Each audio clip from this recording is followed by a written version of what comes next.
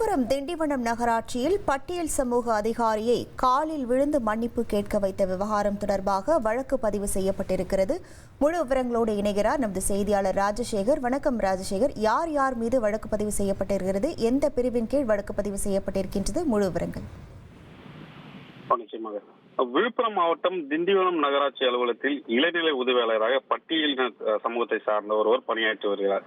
இந்த நிலை கடந்த மாதம் 28ஆம் தேதி திண்டிவனம் 20வது வார்டு திமுக நகரமன்ற உறுப்பினர் ரம்யா அலுவலக பணியில் ஈடுபட்டிருந்தார். அப்போது அவரிடம் தன் வார்டில் நடைபெற்ற பணிக்கான நிதி ஒதுக்கீடு குறித்தான கோப்புகளை அவர் கேட்டுள்ளார். அதற்கு அந்த கோப்புகளை விரைவில் நான் அடிப்படை தருகிறேன் என்று அவர் சொல்லியிருக்கிறார். அப்போது இருவருக்கும் வாக்குவாதம் ஏற்பட்டதாக கூறப்படுகிறது.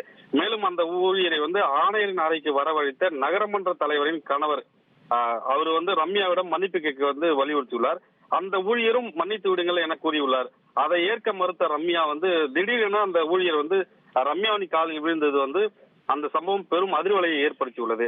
மேலும் பல்வேறு தரப்பினர் திண்டிவனம் காவல் நிலையத்தில் புகார் அளித்து வண்ணம் உள்ளனர். அந்த புகாரின் பேரில் தற்பொழுது திண்டிவனம் போலீசார் திண்டிவனம் திமுக பெண் கவுன்சிலர் ரம்யா மற்றும் நகரமன்ற தலைவரின் கணவர் ரவிச்சந்திரன் மீது வன்கொடுமை சட்டத்தின் கீழ் வழக்கு பதிவு செய்து அந்த இருவரையும் போலீசார் தற்போது தேடி வருகின்றனர். உங்கள் விவரங்களுக்கு நன்றி ராஜசேகர். இனி செல்லும் இடமெல்லாம் செய்தி.